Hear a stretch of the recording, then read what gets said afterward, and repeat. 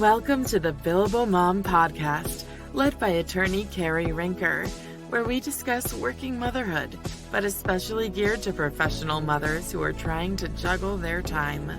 Our time is precious, both at work and at home. We talk time management and productivity hacks, the struggles of being a working parent, and provide a community where other billable moms are also trying to calm the chaos 6 minutes at a time. Listen to stories of other working moms, but especially lawyer moms. Navigate the waters balancing career and the ever-present demands of motherhood.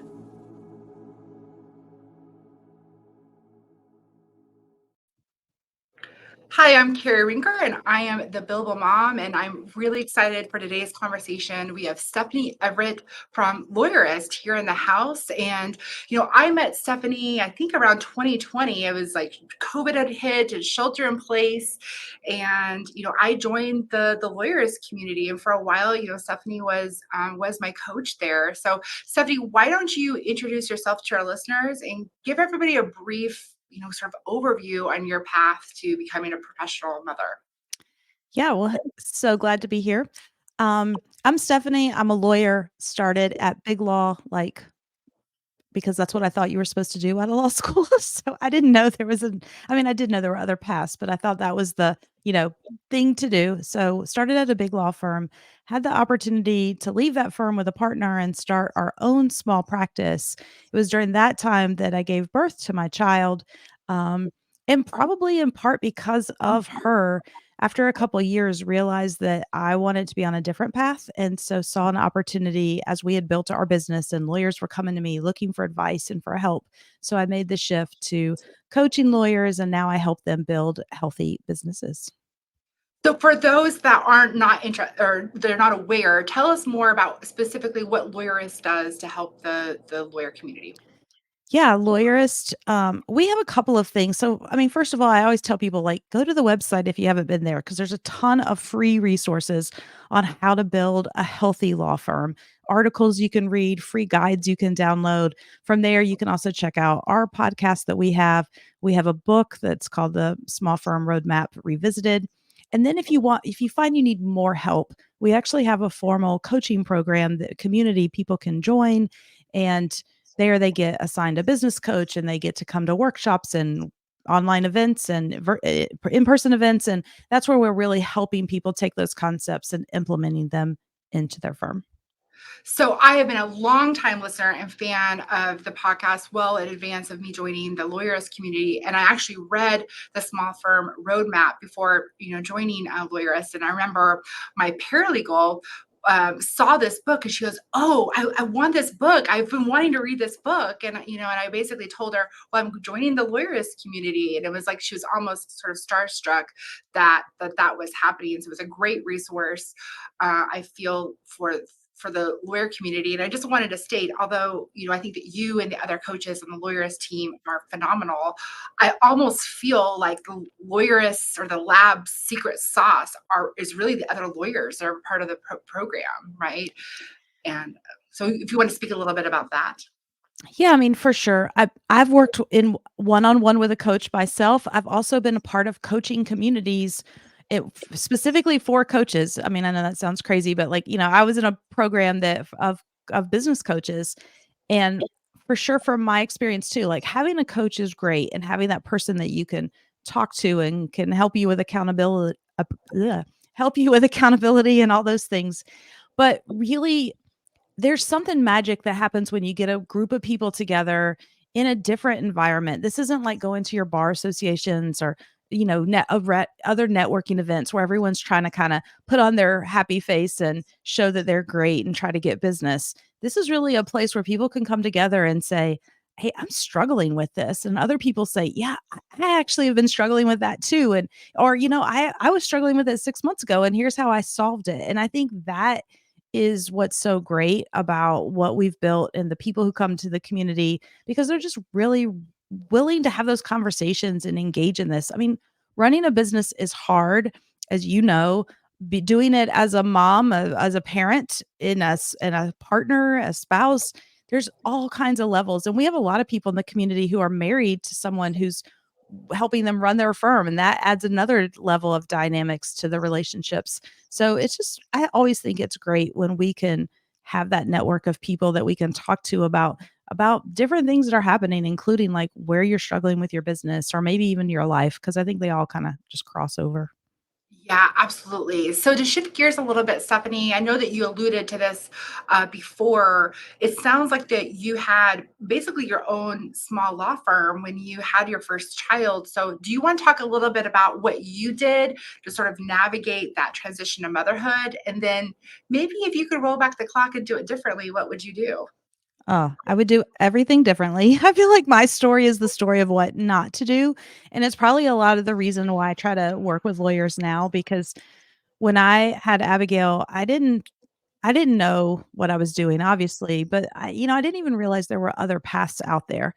So I was in my own firm. It was a very traditional modeled firm. We had left a big firm and started our own practice. And so we kind of just took all those things, all those practices and all those ideas and philosophies and values with us. Um, and so I was billing a lot. Like, I know your show's called The Billable Mom, and like, let me tell you, I had some hours, right? So I was billing a ton, helping clients, running the firm, doing all the things when I got pregnant. And, I think it's even in the book, one of the stories is like I was billing from the delivery room. I mean, in my mind of the day, I was like, "Look, they had to induce me. I'm just sitting here laying around for hours doing nothing. Let me just get some final emails done. Let me get some stuff wrapped up because, and I am going to be out." But then, if I'm being honest, I took a maternity leave. It was kind of hard, both because at the time I had two male partners, and in their mind, I was just going to be away and not billing and therefore not contributing. So why would I get paid as if like I was there? Because I was a partner, and so I took a tremendous pay cut that year to compensate for my time away because I knew it was important for me to be away. And I've always thought that maybe that wasn't the right way to approach my maternity leave. I was always trying to tell them, like, what if you were in a car accident and you had to be out unexpectedly? Like, it shouldn't just be about me and having this kid. But, that's a different story. And then ultimately, I ended up billing and working on my maternity leave quite a bit and actually cut it short to come back for a 3-week jury trial.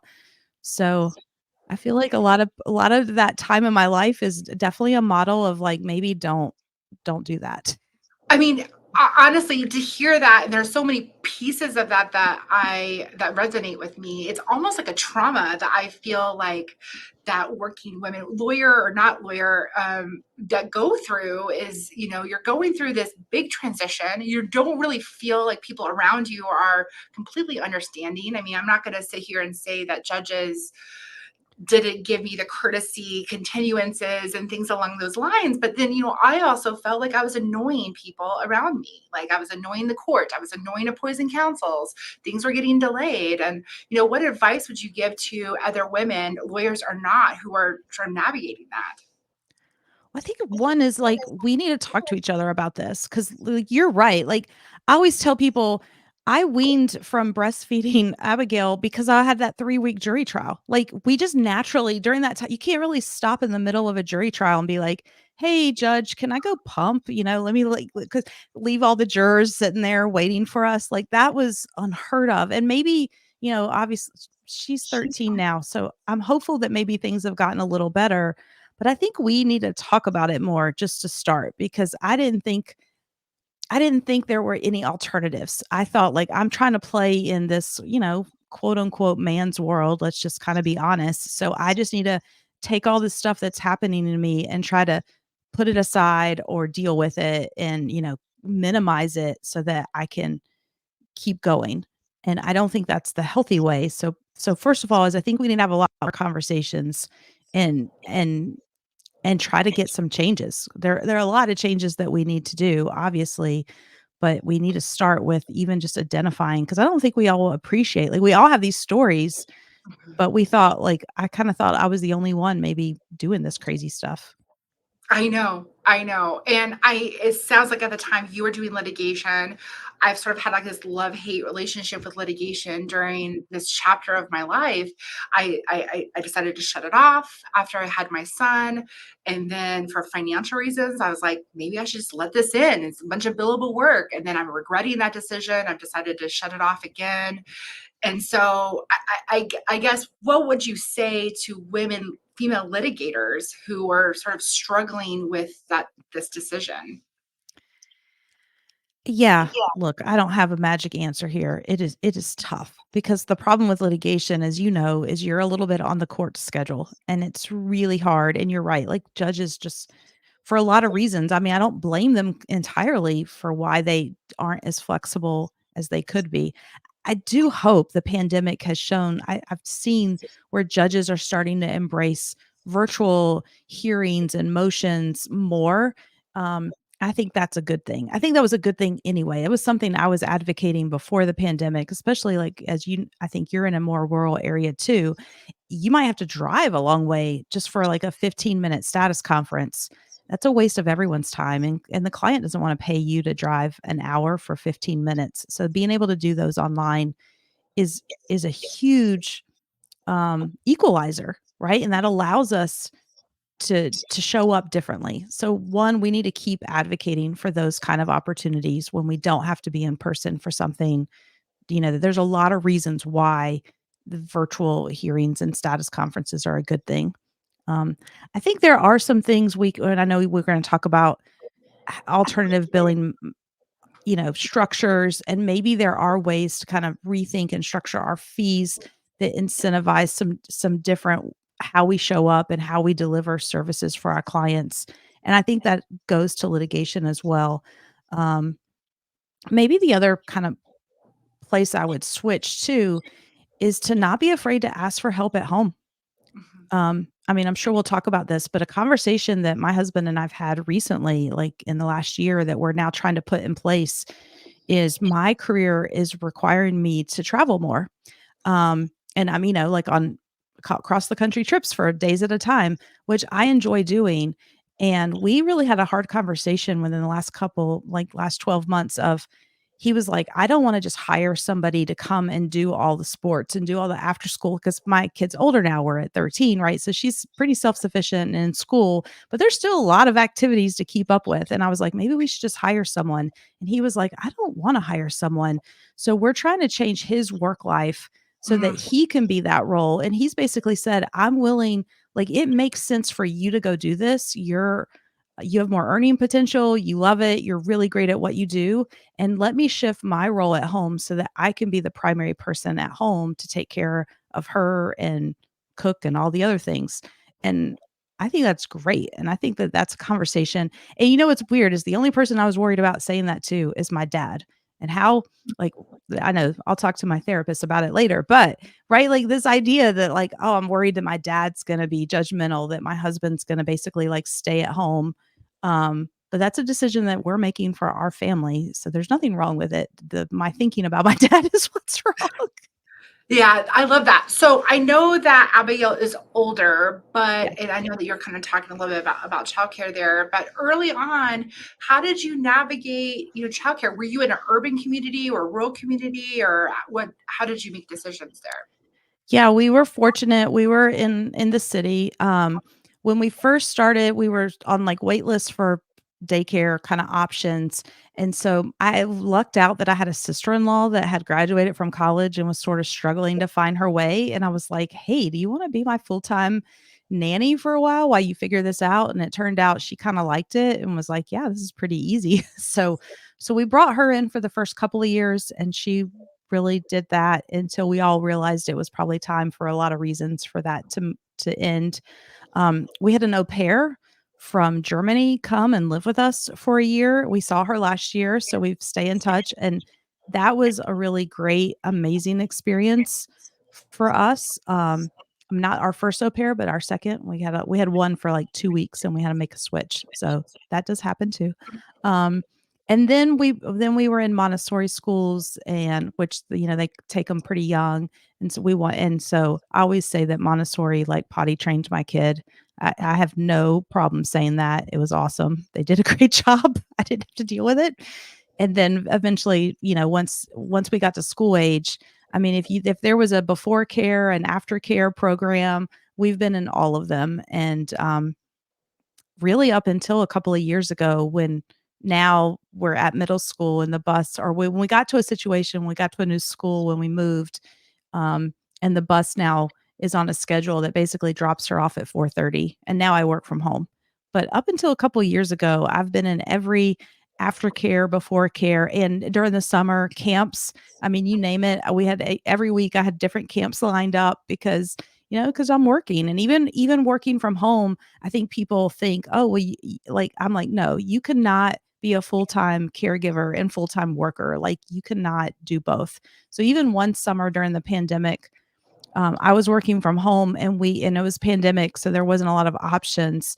But we had a high school kid. She had just graduated and was about to go to college, and I paid her to kind of come be a friend for the summer because and take her to the pool and the park and do things because she was older than like was elementary school, so more self sufficient, was going to keep herself alive.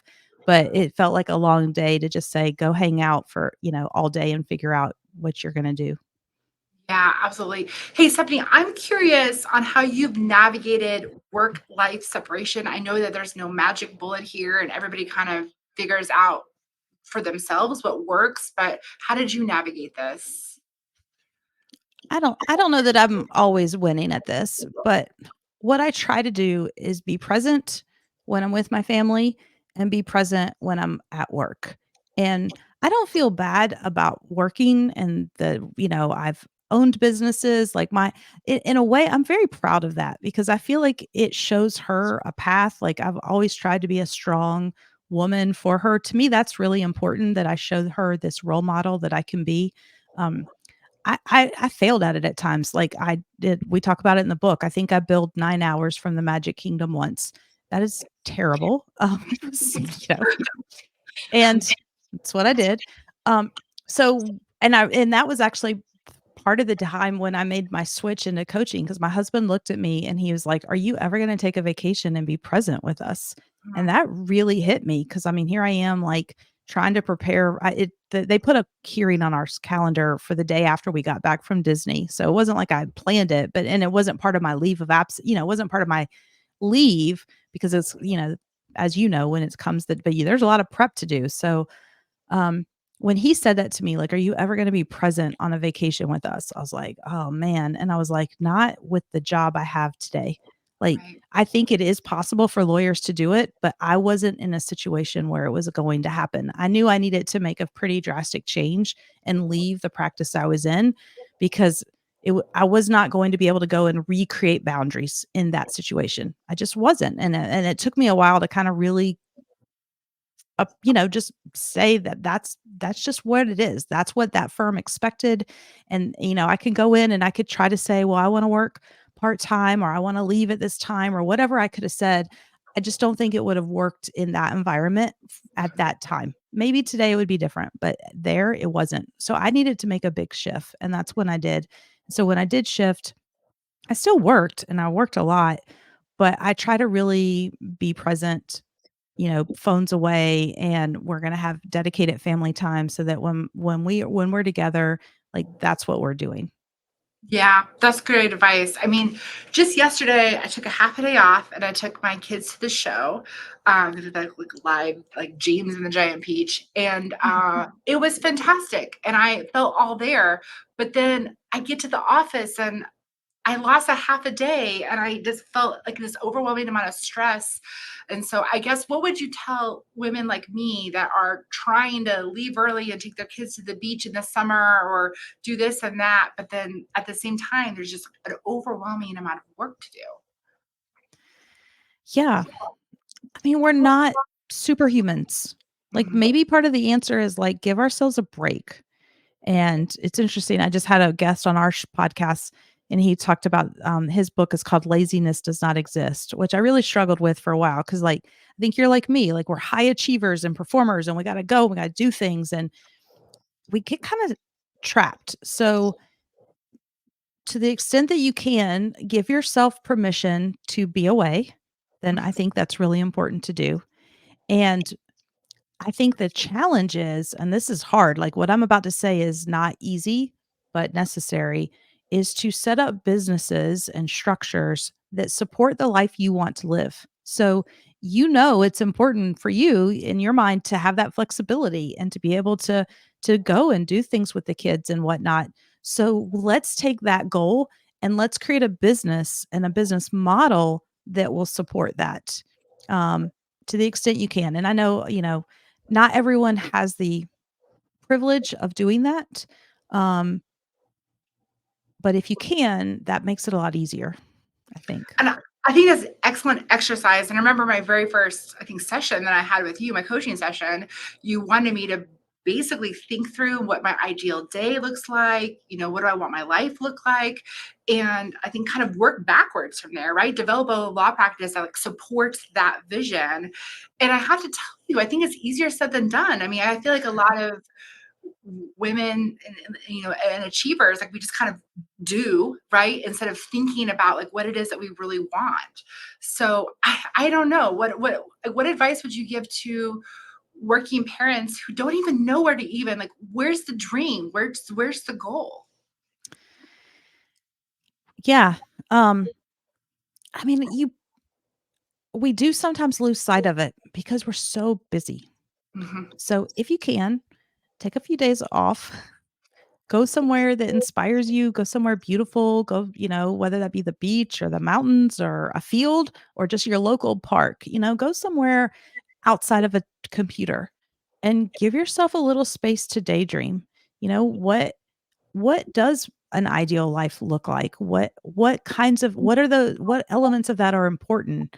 And it doesn't have to be grandiose. Like one of the lawyers that I work with, him and his wife both work in the firm, and they've decided that every Friday afternoon they leave the office about 1 o'clock and they go on a tennis date. They go play tennis together, they have lunch together, but they are doing their dates on Friday afternoons before their kids get out of daycare because that really works for them. And then they don't have to worry about sitters or anything else.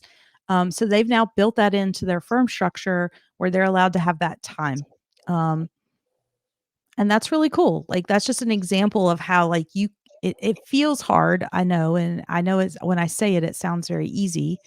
Um, but it is possible. It does take work, but yeah, it just starts with you kind of saying maybe like the idea of a 6-week vacation sounds crazy, luxurious, and amazing, but you're nowhere near that path. Well, could you take a Friday afternoon off, or maybe just even don't work on the weekends? Like maybe you work during the week, but you give yourself some flexibility. I guess it depends on what your goal is. As I started to say that, I was like, that might not even be someone's goal. They might be happy working Monday to Friday. Maybe their goal is something very different. So, but you got to kind of start by asking yourself what's important to you. Yeah, I love that. So, Stephanie, let's take a quick break, hear from our sponsor, and then when we get back, I want to talk about efficiency tips in the office. Hi, I'm Sarah Bottorff, SVP of Growth at Lawmatics. Here's everything you need to know about Lawmatics. Ready? We are the #1 CRM for law firms of all sizes. We help you win more business, speed up intake, and boost efficiency. We integrate smoothly with your favorite practice management tools like Clio, Smokeball, and Practice Panther. And get this, 95% of Lawmatics users see an increase in revenue while 91% see an increase in efficiency. Check out Lawmatics at lawmatics.com and mention the Billable Mom during your demo to get 10% off your subscription. That's LAWMATICS.com.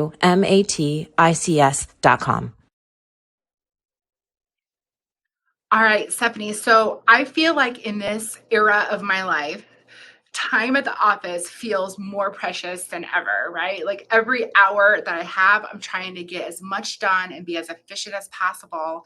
And, what advice would you give to other working women who are trying to get that done as well?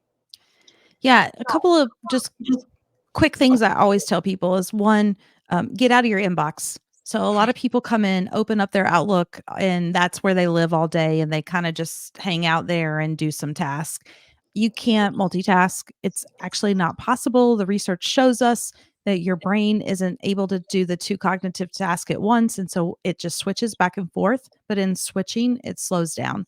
And so studies have shown like your IQ drops when you try to multitask to like the level we would expect if someone had just stayed up all night or smoked marijuana. So, you know, I know I always get a laugh on that one. So I always tell people like nobody hired you for your marijuana brain. So you need dedicated focused time to do your highest and best use work. So it starts by blocking out 90-minute work blocks where you can really do that focused work because also after you try to push after that 90-minute block, we also know that your body responds and your creativity goes down, your ability to think, so you're not doing your best work. So come in the morning, use your morning brain, have a 90-minute focused work block, then take a break, and then process your emails. Spend 20 minutes in your inbox, process everything. If you don't know how to do that, like we can give you some tips, but we don't have time probably on today, but you want to, process your inbox and then do another work block. And um, so it starts by being able to prioritize your work so that you know exactly where you should be focused each day and then and getting out of your inbox. If I could give any advice to anyone, it's get out of your inbox and also if you can, and I think for most attorneys this is true now, someone else should be managing your inbox for you. And I know that sounds crazy when I say it,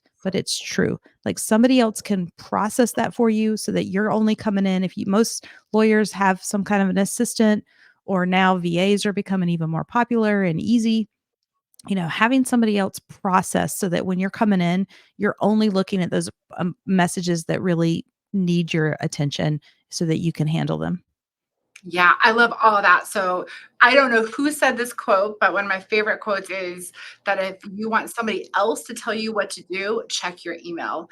And I just you can't really get on top of your day, have any focused time if you go down the rabbit trail with email. And I'm not trying to say that email is unimportant. I mean, you and I, that's how we communicated prior to today's podcast.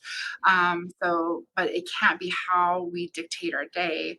But I will tell you, all right, so Stephanie, I love this idea about an executive assistant, but I have to be honest with you. I've really struggled hiring the right person. So actually had a legal assistant that was trying to train her to be an executive assistant this winter, and it just didn't work out. So what tips do you have for people that are like me that love this idea about hiring an EA to get in the inbox and to do the things, but are having a hard time finding the right fit? Yeah, I think it just starts with you being really clear about what you need in terms of skill set and task and even like your values. So, like, I know you're a very systems oriented person. And so you want to test for that because if someone's not willing to follow your system, it's not going to work. Um, from there, and by the way, be very specific. Like if you want this person to go pick up your dry cleaning twice a week, just say it. Like don't hide behind whatever the tasks are. You need to be clear about it. Then once you've done that, you want to write an ad that's going to attract the right people. And so being really clear about what you need, but make it fun, make it personable. It is an ad, so don't just copy and paste what you see everybody else doing on the internet. Like try to bring your personality to it because you want to really attract that right person.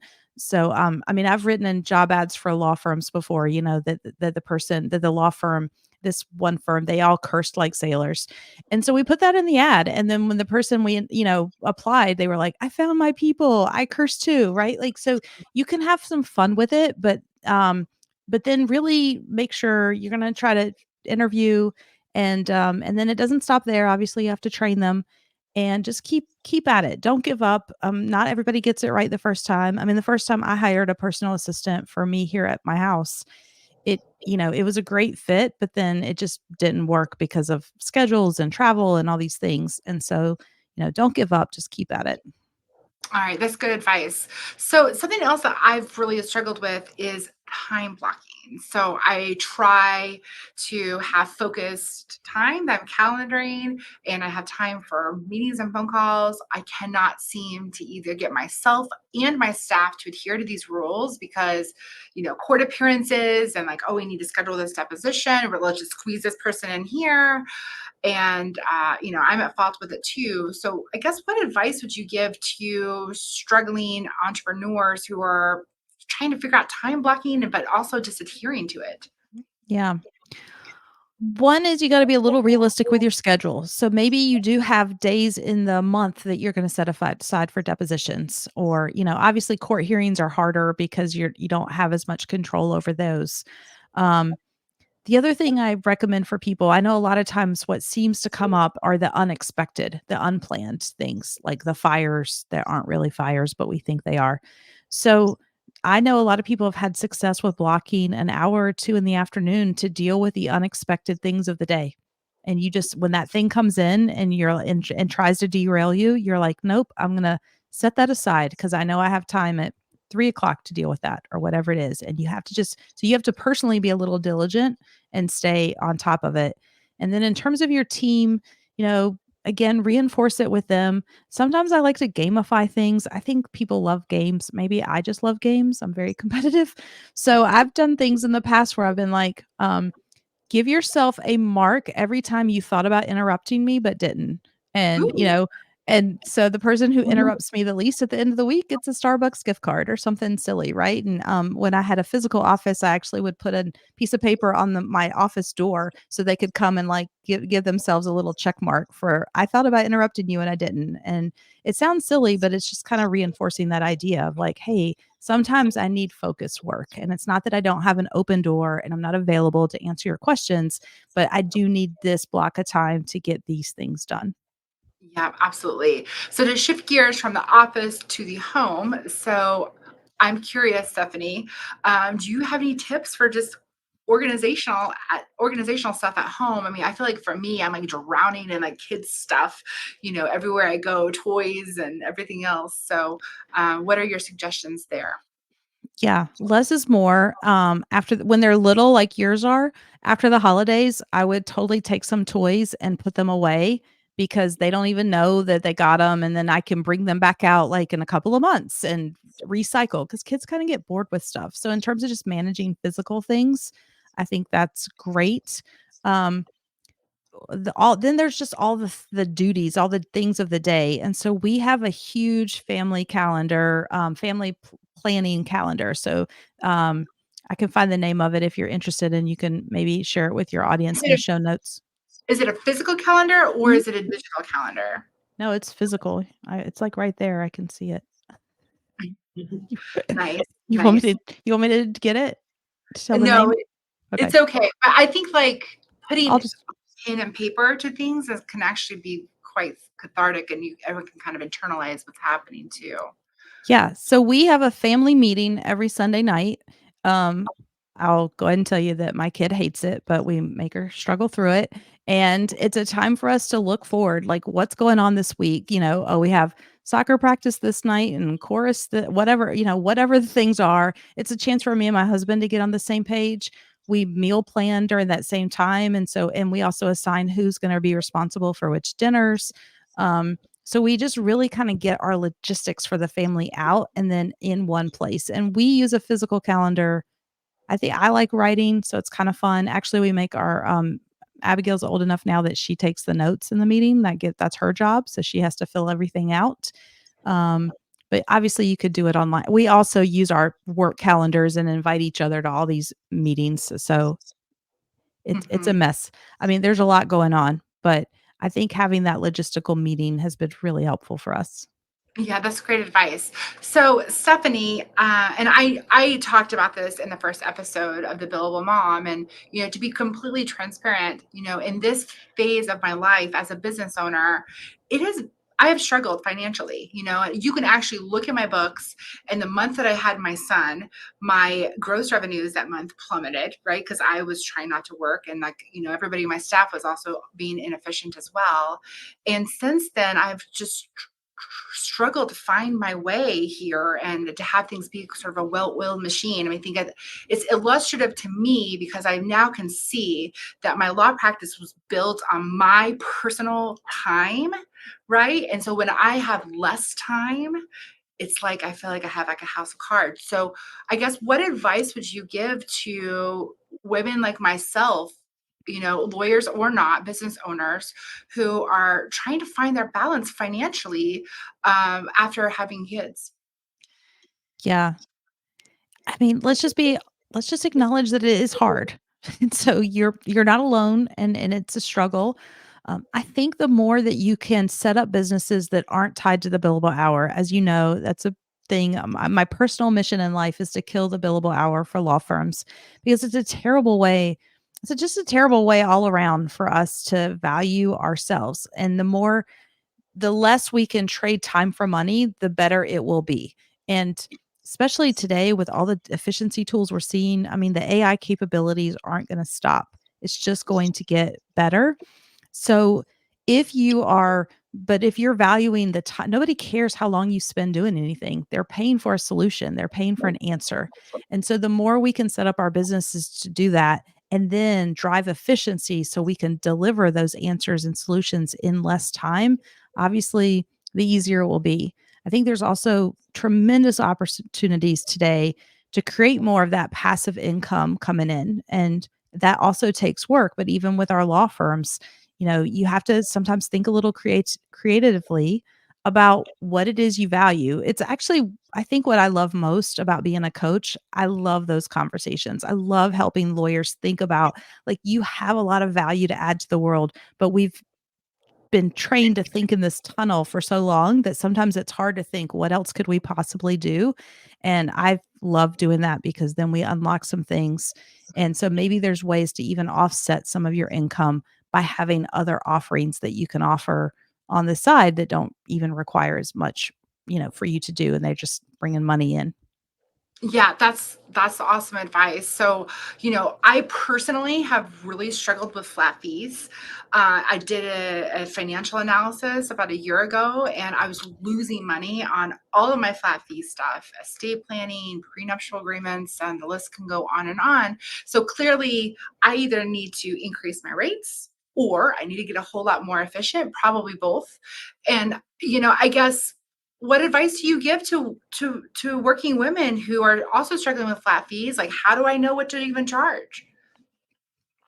I mean, you can look at the market sometimes and get a sense. You can talk to your clients. If people aren't pushing back too hard on your prices, it might be a sign that you need to raise your prices.